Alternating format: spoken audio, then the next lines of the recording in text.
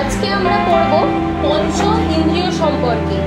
পঞ্চ মানে পাঁচ, আর ইন্দ্রিয় মানে সংবেদনশীল অঙ্গ, মানে যে অঙ্গগুলোর মাধ্যমে আমরা অনুভব করতে পারি কোনো কিছু ছোট না বড়, গরম না ঠান্ডা, যে অঙ্গগুলো দিয়ে আমরা বুঝতে পারি সেগুলোই হচ্ছে সংবেদনশীল অঙ্গ।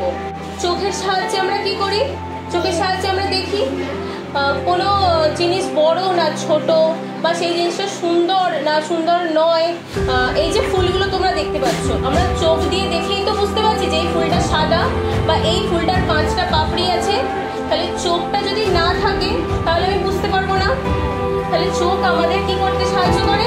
দেখতে সাহায্য করে। তারপরে কি আছে? নাক। এই ফুলটার যে একটা সুন্দর মিষ্টি গন্ধ আছে সেটা আমরা কি দিয়ে জানতে পারছি?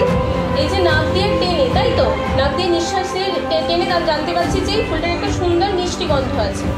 তাহলে নাক যেরকম আমাদের শ্বাসকার্যতে সাহায্য করে, সেরকম আর কিসে সাহায্য করে? গন্ধ নিতে। কোনো কিছু গন্ধটা বাজে না খারাপ সেটা আমরা বুঝতে পারি, নাক দিয়ে টেনেই বুঝতে পারি তো। তাহলে নাক আমাদের শ্বাসকার্যে সাহায্য করে আর কোনো কিছুর গন্ধ নিতে সাহায্য করে। তারপরে আসছি জিভ। জিভ দিয়ে আমরা মূলত কি করে থাকি? খাবারের স্বাদটা বুঝতে পারি, তাই তো। জিভ দিয়ে জিভের বিভিন্ন অংশে আমরা বুঝতে পারি যে সেই খাবারটা মিষ্টি না নোনতা না ঝাল না টক, এগুলো আমরা জিভ দিয়ে বুঝতে পারি। আর একটা কাজ করে কি, জিভ আমাদের কথা বলতে সাহায্য করে। যখন আমরা কথা বলি দেখেছো, জিভটা আমাদের মুখের বিভিন্ন জায়গায় টাচ করে, তাহলে বিভিন্ন জায়গায় টাচ করে বিভিন্ন শব্দ তৈরি করে। তারপরে হচ্ছে কান। এই যে আমি ধরো কানগুলো আমি হাতে চাপা দিয়ে দিলাম, তাহলে আমি কিছু শুনতে পাবো না।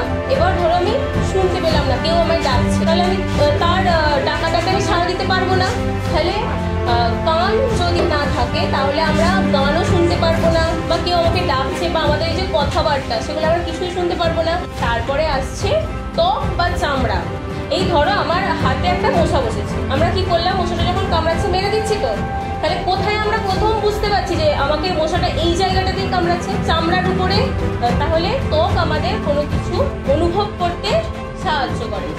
তাহলে আজকে আমরা কি কি শিখলাম? আমাদের শরীরের অনেক অঙ্গ আছে, ইন্টারনাল অর্গান আছে, এক্সটার্নাল অর্গান আছে, কিন্তু তার মধ্যে এই 5টা অঙ্গ হচ্ছে আমাদের খুব গুরুত্বপূর্ণ। যদি না থাকে আমরা একটা পাও এগোতে পারবো না, তাই তো। তাহলে আমাদের এই 5টা অঙ্গ হচ্ছে খুব ইম্পর্টেন্ট। বুঝতে পেরেছো?